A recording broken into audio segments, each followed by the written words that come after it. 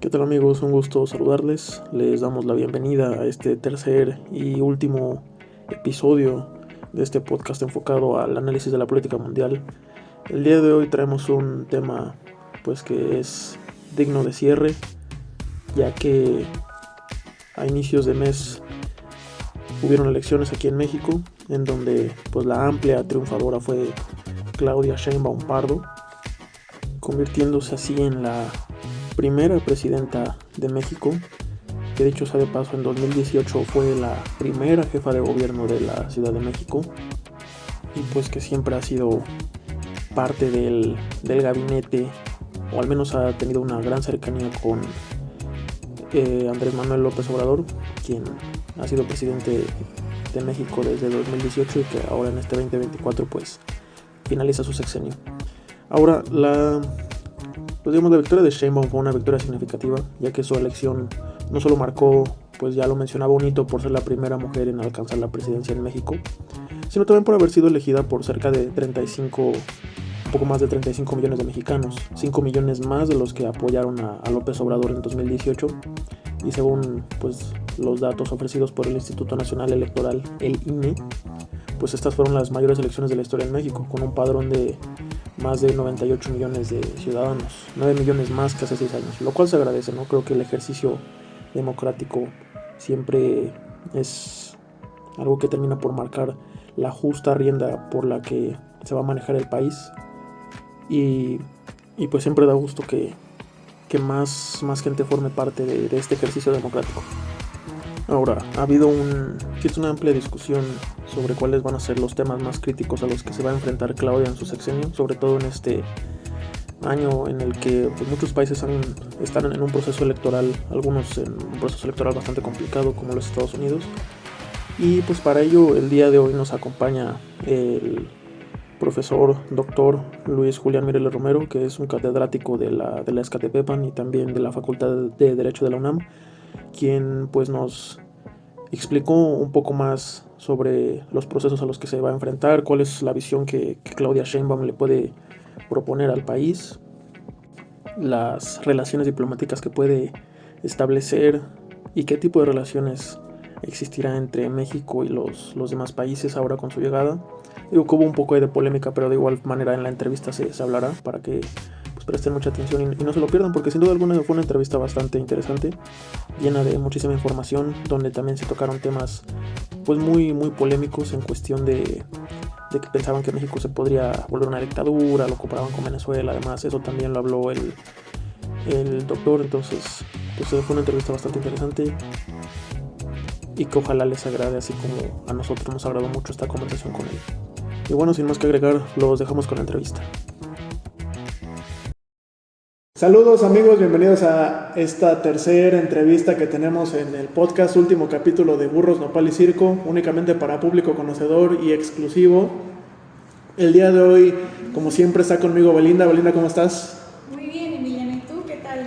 Yo estoy muy emocionado porque el día de hoy tenemos a un invitado a la altura del podcast, a la altura del tema, porque habemos presidenta. El día de hoy nos acompaña el licenciado en Derecho, en Historia, maestro y doctor en Derecho, catedrático de la Escatepepan por 11 años y de la Facultad de Derecho de la UNAM por 8 años. Luis Julián Mireles Romero, ¿cómo se encuentra el día de hoy? Muy bien, Emiliano y Belinda, un gusto estar con ustedes. Bueno, vamos a dar paso a las preguntas y bueno, para comenzar queremos saber su opinión acerca de diversos temas y de manera general, ¿cuál es su opinión sobre la llegada de Claudia, la primera presidenta de México, al poder? Bueno, me parece que es una opinión positiva por diversas circunstancias. La primera, pues porque es una mujer y en 200 años de vida independiente nunca habíamos tenido una mujer que haya llegado a la presidencia, y eso creo que en términos históricos es sumamente importante. En segundo lugar, por el porcentaje y el número de votación, más de 35 millones, casi 60% de los votos.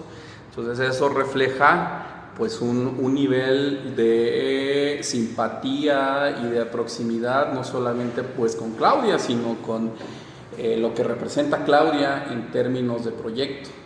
Y un tercer punto que también me parece importante rescatar es que, pues, que está vinculado con esta última parte que les comentaba, pues la vinculación que hay con el proyecto, porque me parece que pues estaba a discusión dos claros proyectos de nación y que más de 35 millones, más del 59% de la votación sea respaldando a un proyecto de nación, pues me parece que es también importante de resaltar y de señalar.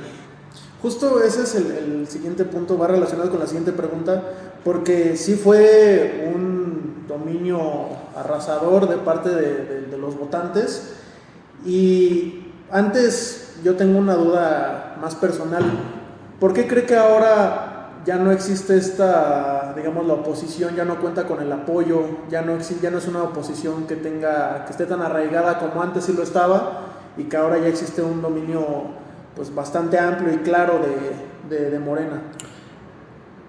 Fueron varias cosas un tanto coyunturales y un tanto también ya de proceso de consolidación de una visión de país. En cuanto a lo primero, me parece que fue una selección de una muy mala candidata, pero pésima candidata, que nunca estuvo a la altura de una candidatura presidencial, que en términos intelectuales dejó mucho que desear. Segundo, también hubo un alejamiento de un proyecto de la oposición que no reflejó al país o que no satisfizo las necesidades del país. Evidentemente, desde la élite, desde el sector empresarial, que están pues, en su burbuja y pensando que hay un México que ellos pintan, pero que es muy diferente al México que se vive.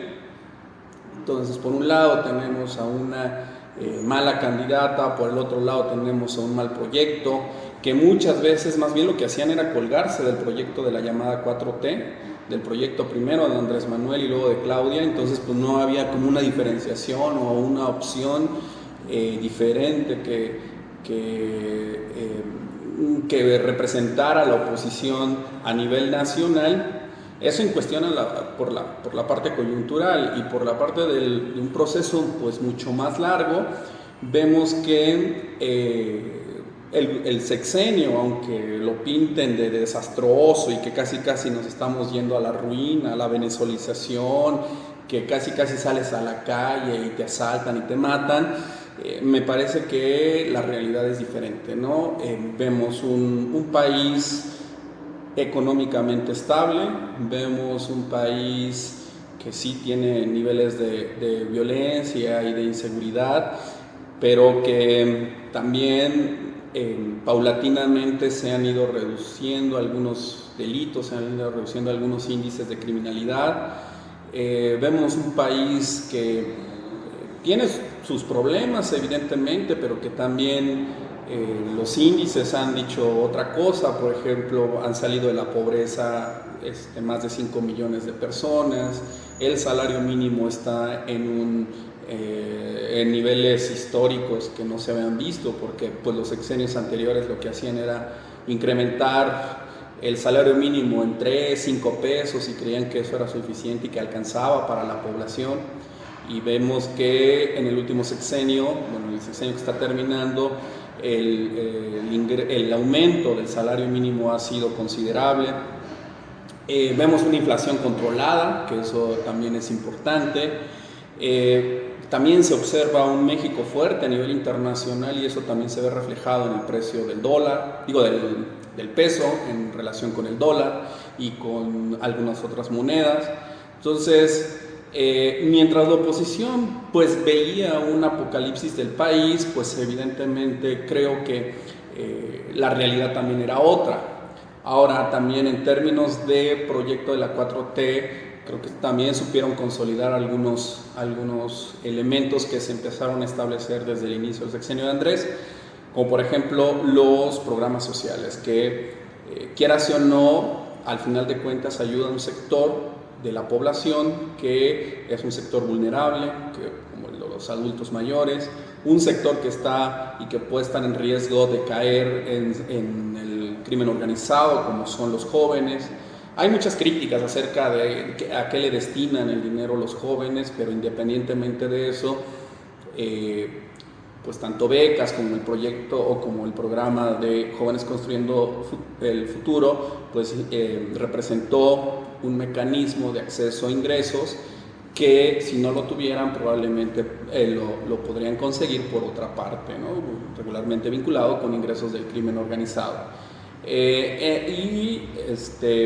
Pues también proyectos monumentales que la oposición criticó, pero que pues ahí están, ¿no? No es una barda, sino son proyectos ya palpables y viables, como por ejemplo el aeropuerto de Felipe Ángeles, como el Tren Maya, como el tren transísmico, que quieras o no detonó económicamente ciertas áreas de nuestro país que habían estado históricamente olvidadas, como fue del centro al sur de México. Entonces, me parece que hay, digamos, estas dos vertientes. Por un lado, una cuestión muy coyuntural, que fue el proceso electoral, en donde la oposición pues ni siquiera supo articular un proyecto ni una candidata seria. Y por el otro lado, sí, un trabajo de 6 años que ha hecho la 4T, que evidentemente pues lo ve la población y que no necesariamente reflejaba el proyecto de la oposición, ¿no? Sí, claro, y bien lo decías, se ve el respaldo, cómo Morena pasó de tener 4 estados en 2018 a ahora en estas últimas elecciones tener 24 o 25 estados, llevándose 7 de las 9 elecciones por gubernatura. Y digo, también se ve reflejado en la mayoría en Cámara de Diputados. ¿Esto qué tan positivo o negativo desde el punto de vista político es para el país que exista? Porque se habla mucho de la mayoría del Congreso, de que pueden, ahora ya es facilitar la aprobación de distintas leyes. ¿Qué tan positivo o negativo se ve reflejado? Porque incluso cuando se da a conocer esta nota, el peso llega a depreciarse y Claudia trata por un lado de controlarlo, pues manteniendo pues digamos a personas importantes dentro de su gabinete. ¿Qué tan negativo o positivo es esta parte? Bueno, se critica mucho el predominio que ahora va a tener Morena dentro del poder legislativo, pero las reglas del juego estaban dadas previamente, es decir, constitucionalmente somos una democracia representativa.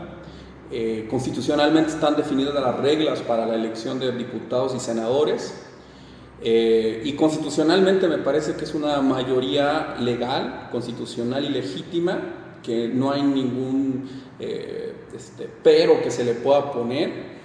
Se acusa mucho de que se puede vulnerar la división de poderes, de que es un poder desequilibrado, que puede ser peligroso, pero al final de cuentas pues creo que lo que se vio el 2 de junio fue una población que salió a votar y que votó por una opción, y en ese sentido pues hay que respetar la voluntad popular porque pues refleja cierto interés que tiene el país por tratar de cambiar ciertas estructuras de México.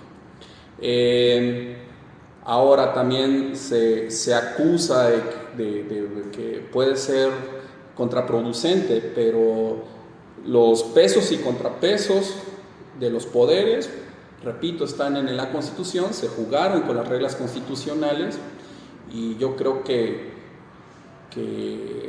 al final de cuentas sí, hay un riesgo de que pueda ser un uso excesivo de poder. Esperemos que Claudia pueda autocontrolarse y pueda no caer en un extremo, digamos, no de dictadura, porque eso no va a pasar, pero sí de actos que puedan ser extralimitados. Entonces, decir también ahorita que es malo, que es bueno, no me podría aventurar, porque es la primera vez que vamos a ver un poder extralimitado. Yo diría que en más o menos 40 años. Algunos los asemejan con las mayorías del PRI, yo también creo que eso hay que diferenciarlo. El poder utilizado por el PRI fue un poder excesivo y un poder sumamente represivo. No creo que Claudia caiga en eso, y yo lo único que podría decir es pues hay que esperar primero al 1 de septiembre, que es cuando cambia el Congreso, y luego al 1 de octubre, que es cuando cambia el Poder Ejecutivo, y empezar a ver cómo se va transformando el ejercicio de poder y cómo se va transformando nuestro país. Pero creo que hablar de que vamos a una dictadura es como decir o seguir insistiendo que vamos hacia Venezuela, cuando la realidad, repito, pues es totalmente diferente. A partir de estas opiniones, ¿cuáles cree que sean los principales retos internos a los que se tendrá que enfrentar Claudia en su sexenio? Bueno, a una cuestión económica o un problema económico financiero complicado, no por el endeudamiento, sino por la presión fiscal que representa pues, los programas sociales. Creo que tiene números, pero hay que ver. Entonces, al final de cuentas es científica y se mueve con números. Entonces, espero y quisiera creer que los tiene,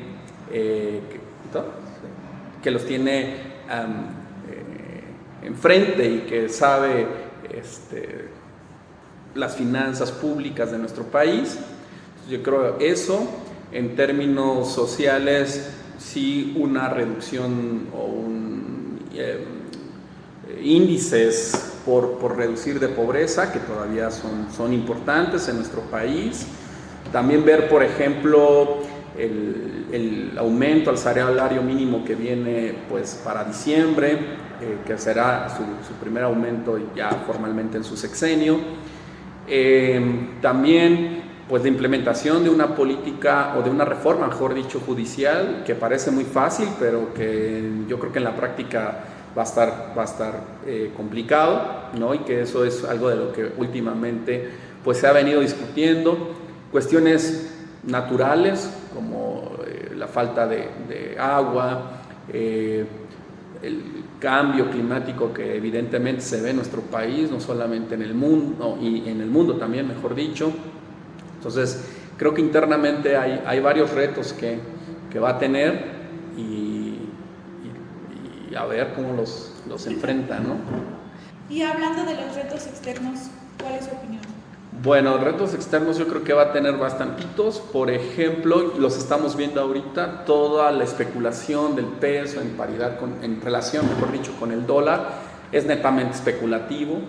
La oposición tiene muy reducida capacidad política, muy reducido poder político, y creo que lo poco que les queda es presionar económica y financieramente, ¿no? Entonces, esta subida del dólar que hemos visto las últimas 2 semanas, es decir, del 2 de junio para acá, pues representa un mecanismo de presión para un gobierno o un país que está en transición en su gobierno, y por eso pues Claudia también creo que incluso antes de que el propio INE termine todo el proceso electoral, porque falta la fiscalización, o que el Tribunal Electoral pues le dé la validación de la elección, pues se adelanta y hace estos 6 nombramientos que fueron bien vistos desde la perspectiva nacional e internacional. Entonces creo que la presión que ya política puede ser un poco reducida en comparación con el sexenio de Andrés Manuel, pues ahora va a tener una presión económica, financiera, especulativa a nivel internacional muy fuerte.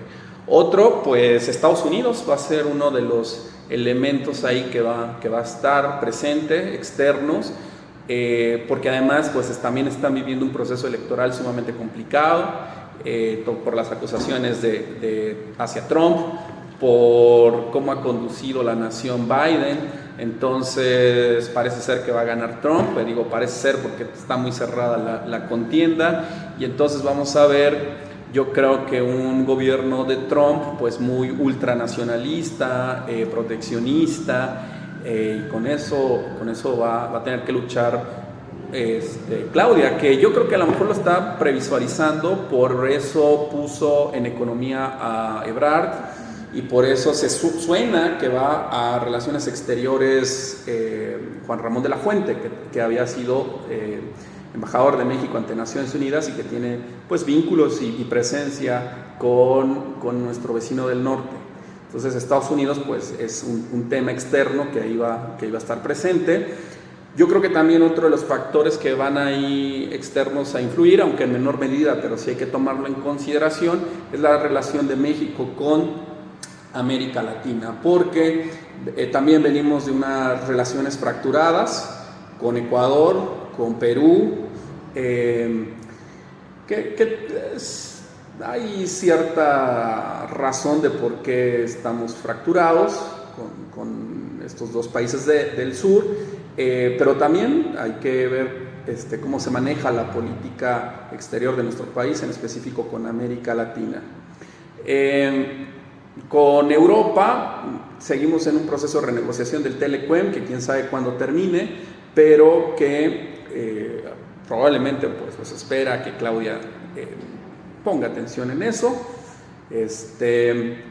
Y yo creo que también va a haber presión de ciertos organismos internacionales como el Fondo Monetario Internacional, el Banco Mundial. Andrés no le pidió al Fondo Monetario Internacional ningún préstamo. También el fondo dijo que había una apertura una ampliación, mejor dicho, de la línea de crédito en México, pero Andrés dijo que no. Vamos a ver también, Claudia, cómo maneja esta relación con estos organismos, que no necesariamente a veces representan un beneficio en términos económicos, financieros para el país o para los países de los miembros. Y por último, pues yo pondría también el foco en el aspecto externo, en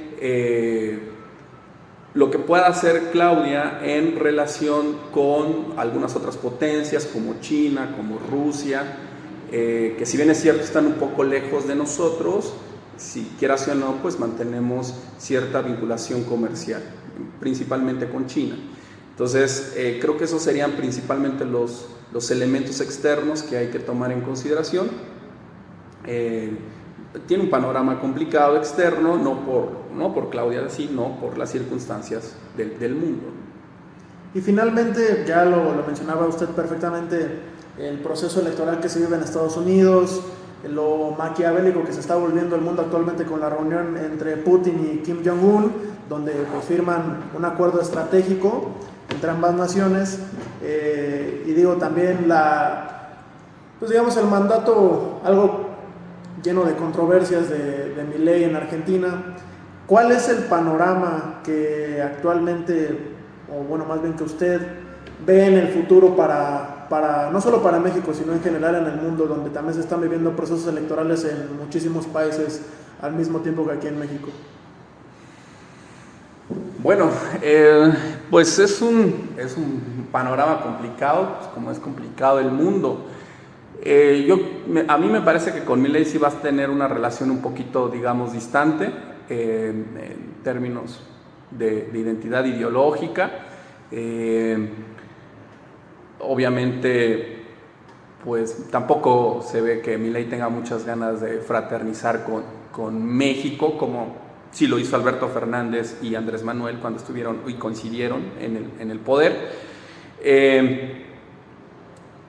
También habría que ver cuál va a ser la relación que mantenga Claudia con la Unión Europea. Acaban de pasar elecciones en Europa, unas elecciones muy complicadas porque gana la extrema derecha, que es muy antimigrante, muy armamentista, muy antiderechos de minorías, y México pues está en el contrasentido, ¿no? Es decir, creo que en nuestro país hay una apertura y ampliación de derechos a las minorías, tenemos una política tolerante y de respeto con los migrantes, no utilizamos las armas como un elemento de presión y geopolítica a nivel internacional como lo hace la OTAN y la Unión Europea, aunque digan que no. Entonces, pues vamos en contrasentido de lo que vive Europa y hay que estar atentos a ver pues cuál es esta relación cuando tenemos dos posturas totalmente contrarias. Con Rusia y con Corea del Norte y con Putin, que también se acaba de reunir en Vietnam con las autoridades vietnamitas, no creo que haya mucha cercanía. En primer lugar, bueno, México ya dijo que no tenía interés en unirse a las BRICS, que mantiene su vinculación con el TEMEC y con Estados Unidos. Entonces, pero quieras o no, pues en el contexto internacional, al final de cuentas sí hay que mantener ciertas relaciones. Entonces, no creo que sea de proximidad, pero sí de respeto. Y como tú bien lo señalaste, 2024 está caracterizado por un cambio electoral, político a nivel mundial, y en esa reconfiguración me parece que la mejor de las posturas es precisamente respetar los principios de política exterior que están en nuestra Constitución, en específico en el artículo 89, y que es una réplica prácticamente de las Naciones Unidas, de la Carta de las Naciones Unidas, ¿no? Este respeto a la libre determinación de los pueblos, a la soberanía, al principio de no intervención, porque pues lo único que hace es más bien dividir y extrapolar al mundo, ¿no? Por ejemplo, aunque se diga lo contrario, el sexenio de Peña Nieto pues fue un sexenio extremadamente injerencista, ¿no? A través del Grupo de Lima, pues desconocían gobiernos de izquierda, emitían declaraciones en contra de gobiernos de izquierda. Entonces, y Andrés, de una cuestión muy pragmática, porque también a veces lo respetaba y a veces se metía, pero yo creo que uno de los pilares que debe tener México en su relación con el mundo a partir de octubre, pues es el respeto a los principios de política exterior de nuestro país. Profesor, le agradezco el tiempo que se tomó, los comentarios que vertió en esta entrevista sumamente llena de intelecto, de experiencia, de conocimiento. Le agradecemos, qué bueno que se dio la oportunidad, que nos dio la oportunidad de escucharlo, de poder transmitir todo su conocimiento a las pocas personas que nos escuchan. No, el gusto es mío y espero haberles ayudado un poquito, pues, no entender, pero sí en tratar de ver pues cómo está el país después de un proceso electoral muy complicado, pero creo que dentro de lo que cabe pues terminó bien, terminó sin tantos exabruptos y con una mayoría que es irrefutable. Totalmente de acuerdo. Y muchas gracias Belinda, ¿algo que te quieres despedir? Nada, solo agradecerle por sus valiosas aportaciones. Muchas gracias, regresamos al estudio con ustedes. Bueno, estamos de vuelta, ojalá hayan disfrutado la entrevista. Fue una entrevista muy interesante con pues, muchísimos aspectos que quizá muchas personas desconocían y que ahora pueden entender mejor cómo es el panorama al que se va a enfrentar no únicamente pues Claudia Sheinbaum, sino pues, todo el país como conjunto, incluso su gabinete, que ya, dicho sea de paso, ya fue presentado. Y pues para finalizar, solo queda comentar que pues, la llegada de Claudia Sheinbaum es un momento histórico que promete cambios significativos en el panorama político del país, y será interesante seguir su administración, ver cómo se enfrenta a los desafíos, aprovecha oportunidades. Sin duda alguna esto significa una nueva era de la política mexicana, que bueno, no sé si nueva, porque le está dando continuidad al proyecto que tiene el partido político de Morena, quien ya ahora está dominando gran parte del país. Gran parte de los estados son gobernados por alguien que pertenece al partido político de Morena. Entonces será interesante ver cuál es la huella que dejan en el país y de qué manera va a cambiar la política mexicana en los próximos años. No me refiero a política nacional o a política externa, sino me refiero a la manera en cómo se conforman los partidos políticos en México, porque se tocó un poco en la entrevista. Ya no desarrollamos más dentro de la misma, pero se tocó el tema de que los partidos políticos tienen que hacer un cambio. La oposición tiene que cambiar desde adentro. Se habla de que el PAN va a cambiar de manera radical. El PRI tiene que cambiar. Tiene que venir un nuevo partido político que sea de oposición, que represente pues ahora mismo a toda la derecha de México, y que pueda ser un contrapeso de Morena, porque obviamente mientras más diversidad política exista en el país es mejor. Mientras exista estos contrapesos, estas discusiones, este tipo de conflictos y contradicciones, pues es para bien, porque te brinda una diferente perspectiva que no sea controlada ni dominada por únicamente un lado de la política mexicana, sino que existan estas ambas partes que constantemente entran en conflicto y pues que atrae crecimiento, aprendizaje, mejoras y nuevas perspectivas que le puedan permitir al país crecer, avanzar y sobre todo volverse social, económicamente y políticamente mejor. Sin más que agregar, los agradecemos por acompañarnos en este último episodio, en toda esta travesía, en esta trilogía de episodios. Recuerden que pueden seguir nuestras redes sociales, estamos en Instagram, en YouTube y en Spotify como Burros Nopal y Circo. Les agradecemos su compañía, su presencia, sus comentarios, todo su apoyo y el hecho de haber formado parte de casi de estas 2-3 horas de contenido que se generó. Muchísimas gracias. Le agradecemos también al Dr. Luis Julián Mirela Romero, que nos acompañó en este capítulo, a la doctora María Beatriz Torres Contreras, que nos acompañó en el segundo episodio de La Falacia Diplomática, al profesor Sergio Francisco Jiménez Sánchez, que estuvo con nosotros en el primer episodio donde se habló de la homogeneidad diversificada en el comercio. Si no han escuchado ninguno de los primeros 2 episodios, les recomiendo ampliamente que vayan a escucharlos. Fueron episodios donde también se habló de temas bastante interesantes, donde ambos expertos nos brindaron su perspectiva respecto a diferentes temas, uno en cuanto al comercio o la doctora en cuanto a la diplomacia en México, y en esta ocasión el doctor Luis Julián, su perspectiva en la nueva etapa política que está por llegar al país. Nuevamente les agradecemos y esperamos que podamos encontrarnos nuevamente pronto. Un saludo a todos, hasta la próxima.